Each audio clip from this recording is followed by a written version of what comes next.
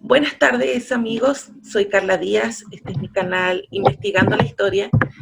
Y en esta ocasión tengo el privilegio de tener en mi canal de YouTube al doctor Frances Ramis Darder. ¿Cómo está usted, estimado doctor? Muy bien, encantado de saludarla a usted y a todos. Muchas gracias. Bueno, nos convoca en este día, tal como habíamos acordado, poder hablar de su obra, una obra magistral para todos aquellos que seguimos las ciencias bíblicas, que sería su libro Mesopotamia y el Antiguo Testamento. Sí, he publicado este libro hace un año, la relación entre la cultura mesopotámica y la escritura. Yo creo que es importante enmarcar la Biblia en el conjunto del pensamiento oriental para comprenderla bien. Okay. Doctor Frances, ¿cómo es que nace estas ganas de poder hablar de Mesopotamia y hacer estos paralelos para que la gente pueda ubicarse, conectarse en el mundo antiguo a través de la Biblia? Pues mire, el mundo oriental es un mundo apasionante. Cuando yo estudiaba orientalística, visitamos Egipto y vimos los famosos colosos de Memnón, las estatuas que la gente antigua pensaba que hablaban. Dijo el profesor, acercaos a esas estatuas, de escuchar a ver si hablan. No hablaban. Dijo, para entender el mundo antiguo es muy importante la sensibilidad para conectar con él. Igual pasa con la Biblia. Para entenderla es muy importante la sensibilidad de conectar con las personas que hay, con Jesucristo, con los profetas, con Daniel. Y el mundo oriental es un mundo que requiere sensibilidad, poesía, pasión, gran interés. Y eso es también lo que motiva la Biblia. Claro que sí. Doctor, ¿cómo nace Mesopotamia? Pues Mesopotamia históricamente nace un poco allí con la irrupción de tres grandes culturas. En el sur formarán los sumerios, en un proceso muy complicado. El centro oeste lo habitarán los acadios, que son semitas, y en el norte habrá siempre un contingente de hurritas, que son de etnia indoeuropea. O sea, nace Mesopotamia como cultura de tres matices: sumerios, semitas acadios y arriba hurritas. Y fuera de Mesopotamia, un montón de gente que quiere entrar.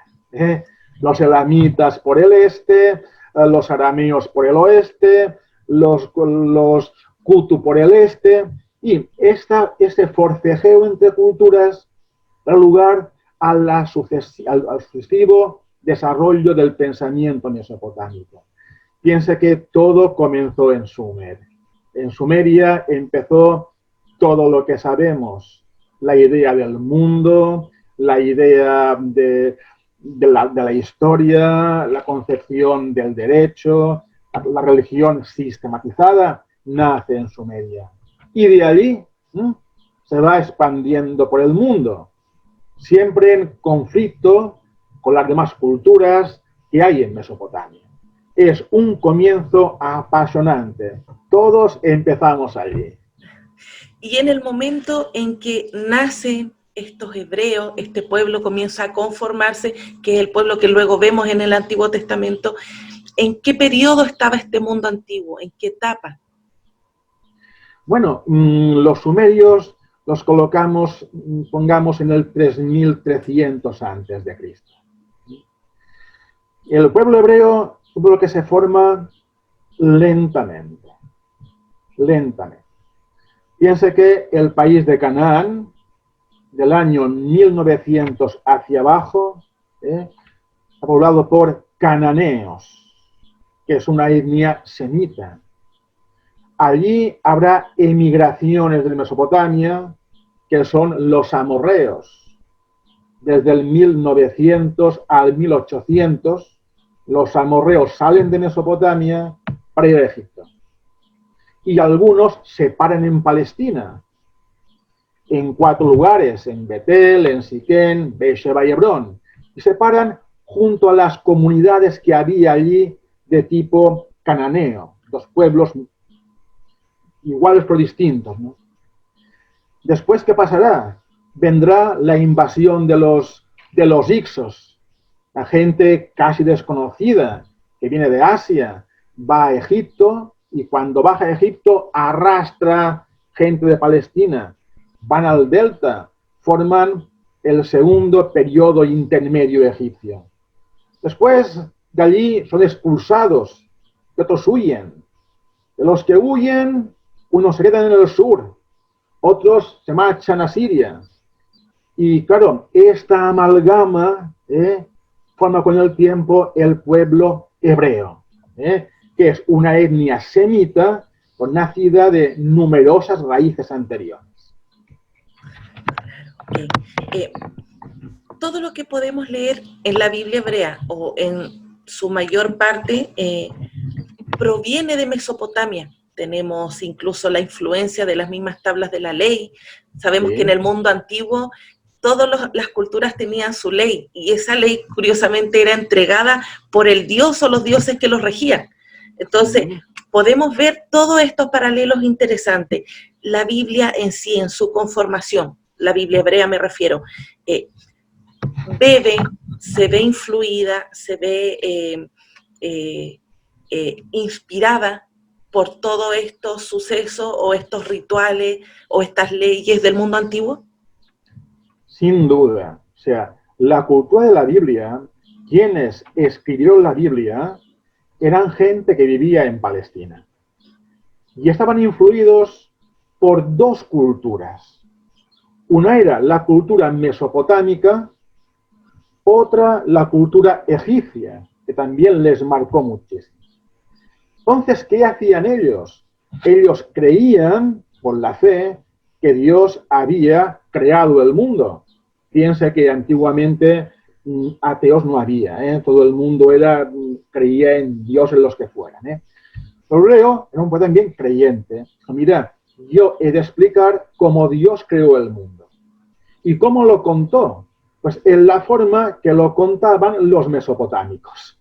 Escribió una descripción del mundo tal como existía en Mesopotamia.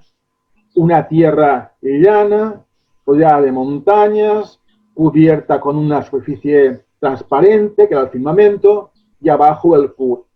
Le dieron diferentes nombres. A la tierra, al Kur de abajo el Sheol, y a las campanas de cristal el firmamento. Ahora, la Biblia, ¿qué diferencia hace? Es importante. Para un sumerio, nuestro mundo era un conjunto de dioses. O sea, una mesa era el dios mesa, o el sol era el dios sol, un carro era el dios carro. Si un lápiz caía, era porque el dios hacer caer lo hacía caer. O sea, un sumerio era un mundo encantado. Ese mundo, ¿qué hacía el hombre? Hacía los trabajos que los dioses no querían hacer: sembrar, segar, ir a las minas. ¿Qué hace la Biblia? Coge el mundo sumérico. Es un mundo encantado, todo es un dios. Porque dice, en lugar de muchos dioses, hay uno. Está fuera del mundo. Fuera del mundo. Y él fue quien creó el mundo, y el sol es una cosa y no un dios, una mesa es una cosa y no un dios. ¿Y qué es el hombre? El hombre no es un esclavo de Dios, sino que es alguien creado para que pueda conocer y amar a Dios. O sea, la Biblia coge el pensamiento oriental, pero no lo copia. Hace lo que hacía cualquier pueblo, lo adapta a su religión. Piensen que hacen igual los fenicios. Para explicar su mundo, ¿qué hacen? Toman el mundo oriental, tal cual explicaban en Mesopotamia, y lo cuentan adaptándolo a la religión de Fenicia. tanto que la Biblia es una lectura religiosa, creyente, de la historia de la antigüedad, muy bien hecha. Doctor, dentro de todos los capítulos que tiene su libro, hay un capítulo que le dedica a los hititas. Sabemos que los hititas eran este pueblo indoeuropeo que llega ahí a establecerse, a asentarse con un idioma que no era semita, sino que más bien indoeuropeo, adaptando la forma de la escritura. ¿Nos puede hablar un poco sobre los hititas? Sí, hemos de hacer un viaje hasta Asia Menor, lo que es la actual República de Turquía, el Asia romana, ¿no? En tiempo antiguo, allí ¿quién vivía? Una gente llamada los Ati, A-T-T-I, Ati. Sabemos poco de ellos, ¿no? Pero esta gente de allí fue invadida por 3 tribus indoeuropeas: los luvitas, los nesitas y los palaitas. Tomaron posesión de Asia Menor. Y aquellas tribus, en lugar de aniquilar a los Ati, ¿qué hacen? Les absorbieron en su interior. Entonces, ¿resultado de qué? Luvitas, palaitas y nesitas absorban los Ati, en lugar al pueblo hitita, que domina Asia Menor. Ellos tienen una lengua indoeuropea, como el español, indoeuropeo. Entonces, lo escribirán con 2 alfabetos distintos. Uno es el jeroglífico hitita y otro es el hitita cuneiforme. El hitita jeroglífico no depende de Egipto, ¿eh? Es un jeroglífico que ellos inventan, ¿no? Muy difícil, por cierto. Luego también lo escribirán con caracteres cuneiformes copiados de Mesopotamia. Los hititas, ¿por qué son importantes? En la diplomacia antigua, ellos inventan los tratados internacionales entre países. Tratados de paz los inventan ellos como tratados, ¿no? Se llaman los tratados hititas. Tienen una forma muy precisa. Entonces la Biblia, cuando ha de contarnos el tratado, la alianza de Dios con su pueblo, ¿cómo la cuenta?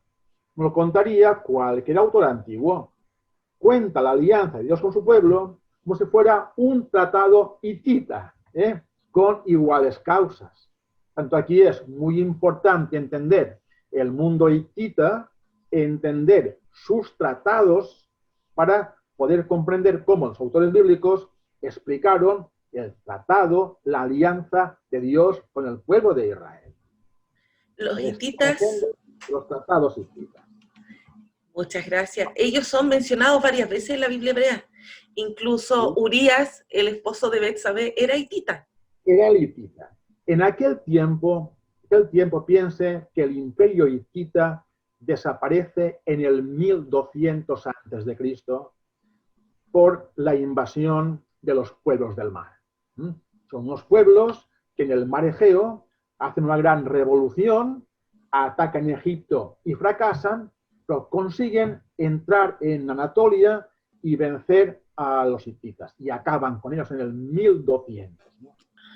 Urías, el hitita, es un poco posterior. David sería por el año 1000. Entonces, ¿por qué llaman hitita? Porque en aquel tiempo, en la Biblia, hitita equivalía a extranjero. Cualquier extranjero era un hitita. No es que él fuera hitita, era que no era israelita. Se llamaban hitita. Es sinónimo de extranjero, alguien extraño a Israel. Los pueblos del mar arrasaron no solamente con los hititas, con varias ciudades más. Una de esas fue Ugarit. Fue Ugarit. Y Ugarit también, dentro de lo que se pudo encontrar en 1928, las tablillas y todas estas estatuillas, es lo que podemos tener hoy en día en cuanto al panteón cananeo.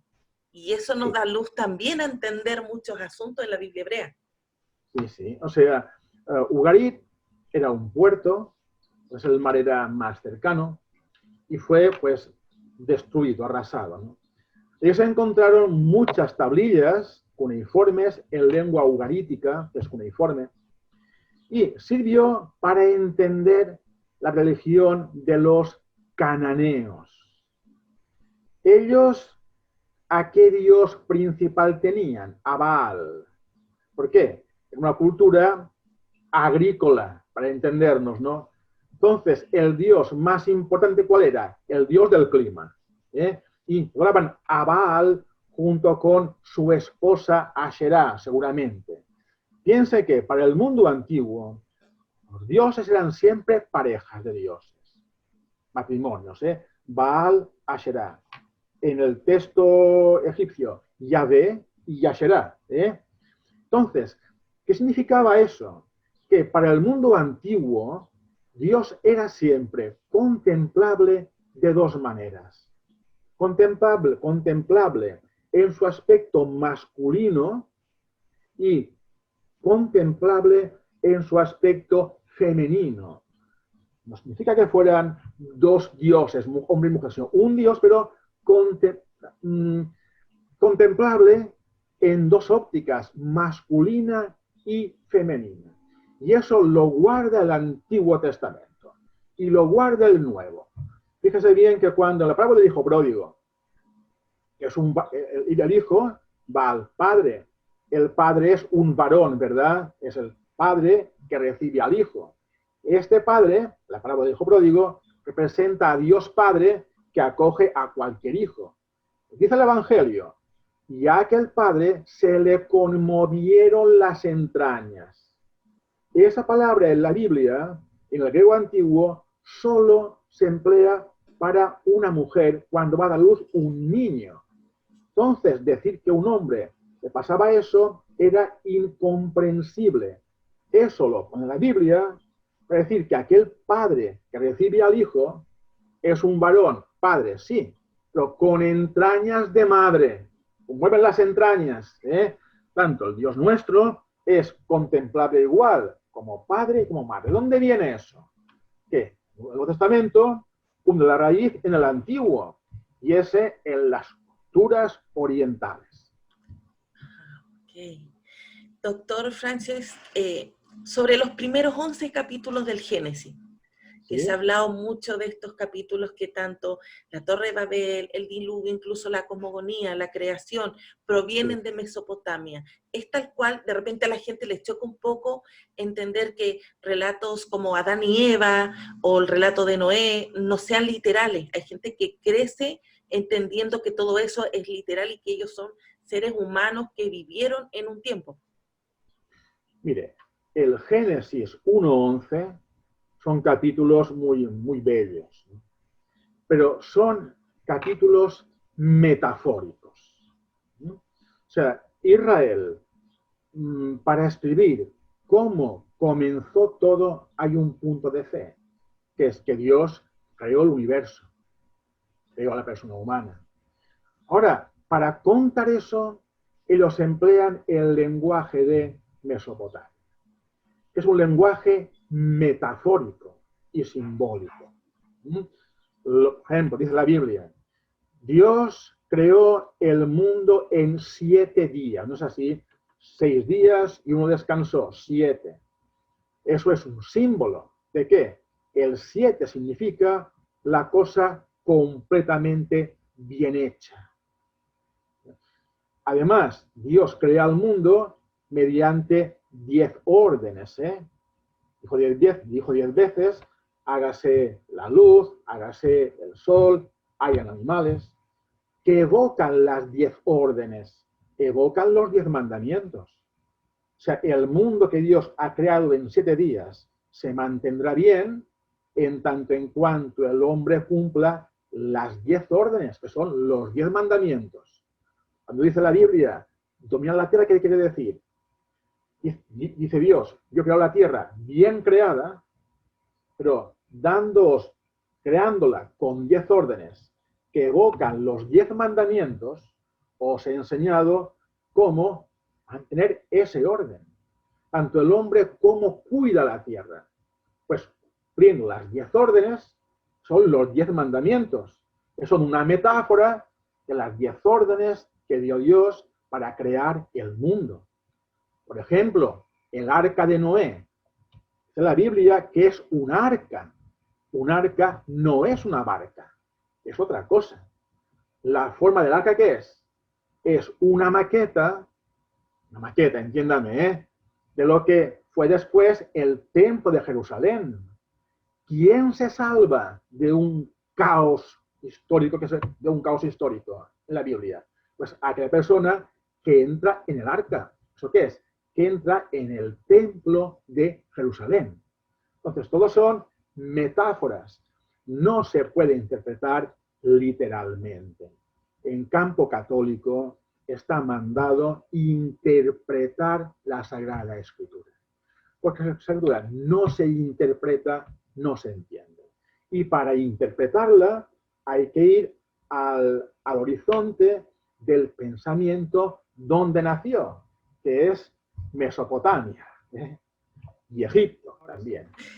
En el tiempo en que los hebreos están cautivos en Babilonia también me imagino que sirvieron muchas influencias babilónicas para inspirar a los hebreos. Sí. Tenemos ahí el código también de Hammurabi, este rey bien famoso, creo que son 282 leyes que también se pueden ver dentro del Levítico, dentro de las leyes hebreas. Sí. Israel fue a Babilonia en el año 597, 587, 582. ¿Qué pasó allí? Miren, aquellos hebreos que estaban allí, claro, se sintieron abrumados por el mundo babilónico. Y muchos de ellos fueron dejando la fe hebrea. Quedó como creyente un grupo muy reducido, llamado el resto de Israel. Piense que la Biblia, cuando da números fantásticos, salieron de Egipto 600.000. No, allí, cuando vuelven, cuando decir, la Biblia nos da los nombres de quienes volvieron, que es una comunidad muy pequeña. Dicen en Babilonia, mira, si queremos aguantar nuestra fe judía, eran 200 personas o menos. Hemos de vivirla en serio, vamos a disolverlos. Optaron por vivirla en serio.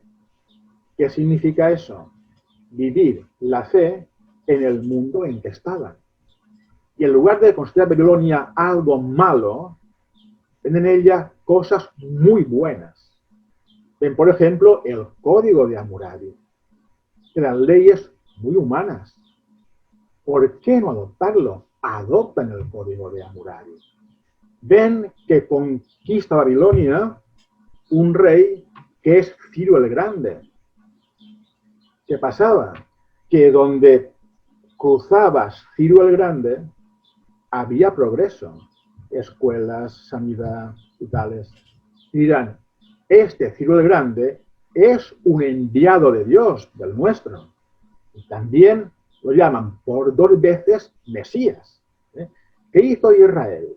Babilonia cogió todo aquello que era bueno, lo adaptó y con eso pudo crecer en la fe. Y al volver, redactó de forma final el Antiguo Testamento. Es decir, toda cultura humana, los antiguos decían, mi cultura es buena, la del otro un desastre, acabar con ella. Esa es la Biblia. Nuestra cultura es buena, pero la de los demás también. Y en lugar de aniquilarla, vamos a tomar de ella todo lo que tenga de positivo para enriquecer la nuestra. Esa es la riqueza de la Escritura.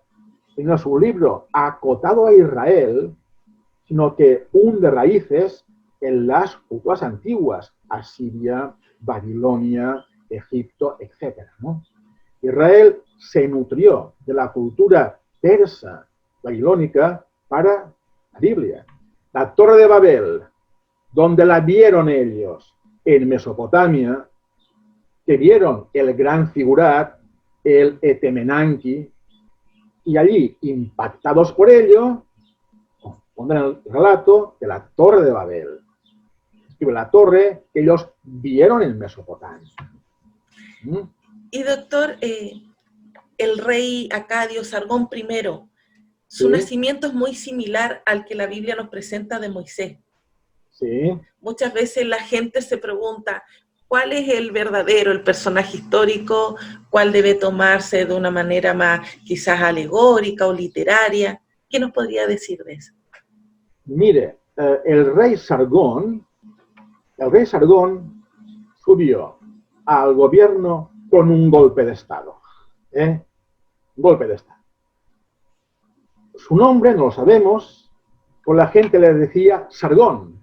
Significa el rey legítimo, el rey auténtico, en contra del otro que él derrocó.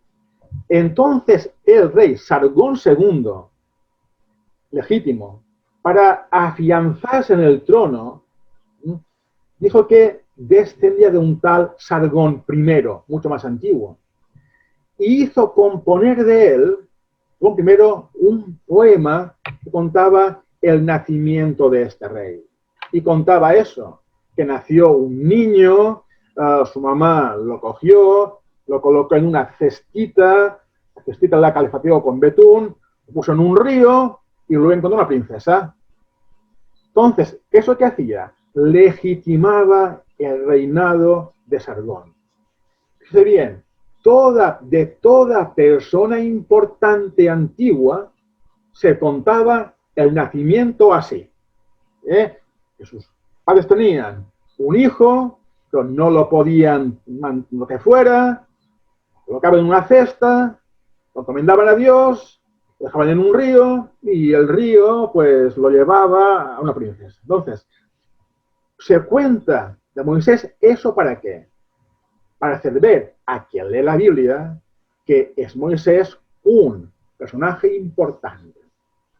Es como lo fue Sargón I para los babilonios, lo es Moisés para el pueblo hebreo. Y los babilonios contaban el nacimiento de Sargón así, también lo cuenta la Biblia así. Era la forma antigua de remarcar la importancia de un personaje antiguo. Pero no es un hecho tangible. Es, por ejemplo, a un santo le pone una corona. Y en el cielo no llevan corona. ¿Qué significa eso? Que pues mira, que es una persona santa y admirable. Igual, el nacimiento de Moisés, copiado del de Sargón, es para enfatizar que él es alguien fundamental en el pueblo hebreo. Doctor Ramis, el hecho de que hayan todos estos relatos que no son literales, ya eso nos queda claro, ¿debiese afectar en algo la fe de la gente que lee la Biblia? Mire, debería educar la fe de las personas. Fíjense, cuando nos acercamos a la Biblia y la entendemos en la forma en que fue escrita, o sea, quienes la escribieron sabían que Adán y Eva era una metáfora. Lo escribieron, sabían que el diluvio significaba invasiones. Quienes pusieron que Matusalén vivió 980 años, sabían que era un símbolo. Entonces, quienes lo escribieron, la Biblia, sabían que eran metáforas. Entonces, hay que leer la Biblia en la forma en que fue escrita. Porque si no lo hacemos, no lo podemos entender. Yo sé que eso supone un esfuerzo, pero es decisivo para entender la cultura antigua, meterse en la forma en que ellos escribían con metáforas, escribían con ejemplos, escribían con alegorías, y eran conscientes de ello. Entonces, entender la Biblia metafóricamente es entenderla bien, como querían que la entendieran quienes la escribieron. Claro que sí. Bueno, luego con los años hasta nuestros días nos llega esta mala enseñanza de que todo fue literal y que Adán y Eva existieron y que hubo un diluvio, cuando no se conoce la historia antigua de que las inundaciones en los relatos eran muy típicas, sobre todo todos estos pueblos que estaban por el Tigre y el Éufrates, por el Nilo, tenían sus inundaciones. Sí, pero ve algo muy importante, miren, los diluvios nacen en Mesopotamia. Es verdad que Tigris y Éufrates se desbordaban, pero diluvio se refiere a otra cosa. Imagínense que está el pueblo sumerio, suponer, los sumerios, otra cosa, los acadios, un pueblo del año 2000 antes de Cristo. Muy bien. Los acadios fueron invadidos por tribus bárbaras, por los bárbaros. Vamos entonces los Kutu. Kutu. Entraron en Mesopotamia y devastaron el país. Hoy diríamos, estaba el país de Mesopotamia y le cayó encima una invasión de los Kutu que arrasó con todo. Decía lo antiguo. Estaba en Mesopotamia y le cayó encima el diluvio de los Kutu, que arrasó con todo. Entonces, un diluvio es no solo imagen de las inundaciones que había, que también, ¿no? Imagen de las invasiones que había en aquel país y acababa con todo. En la Biblia, ¿cuál fue el gran diluvio universal en la Biblia? La invasión babilónica que destruyó Jerusalén. No decían, Babilonia nos ha invadido, decían, no, un diluvio, Babilonia ha venido, nos ha arrasado. ¿Quién se ha salvado? Los hebreos fieles. Ejemplo Noé. Se refugian en el arca. ¿El arca qué es? La metáfora de la comunidad fiel del templo de Jerusalén. Entonces, ¿cómo me salvo yo de la invasión babilónica, que es un diluvio? Hombre, acercándome a Dios en el arca, que es el templo del Señor, allí. Ellos veían todo, lo dice diluvio universal. Piense que cada país antiguo pensaba que era el universo entero. Dice Mesopotamia, el universo entero somos nosotros. Y los demás, bárbaros. Entonces, meterse en el mundo oriental es clave para ver la Biblia metafóricamente hablando. Si no se hace así, no se entiende cómo querían que se entendiese quienes la escribieron. Entonces, para todos los amigos que luego verán esta entrevista ya subida en el canal de YouTube, es importante, es clave conocer Mesopotamia para entender la Biblia hebrea, ¿cierto? Sí. Yo recuerdo de estudiante en Mesopotamia, el gran impacto de, por ejemplo, el Figurat de Nínive. De ver allí los grandes dioses en forma de león, con alas con alas de ángel, de águila y con cara de persona, que son Hammurabi, ¿no?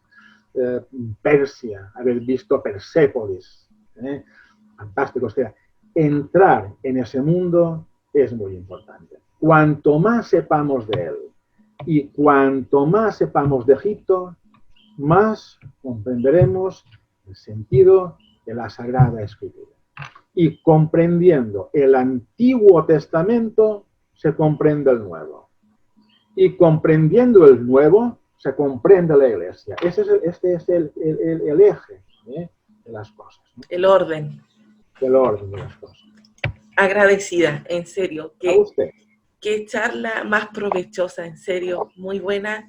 Le agradezco su tiempo. Ahora nos despedimos de los amigos, que ya luego van a ver el canal Investigando la Historia, pero le pido que se quede un momento más para que podamos grabar el anuncio que le había comentado. Así que gracias. Nos despedimos por ahora. Espero que haya pronto una nueva entrevista para poder continuar hablando de este fascinante mundo mesopotámico. Será un placer, no lo dude. Será un placer, no lo dude. Así que, bueno, Saludos a todos, gracias. Luego si me ayudan a compartir, a darle like a este video para que más gente pueda llegar a él. Encantado.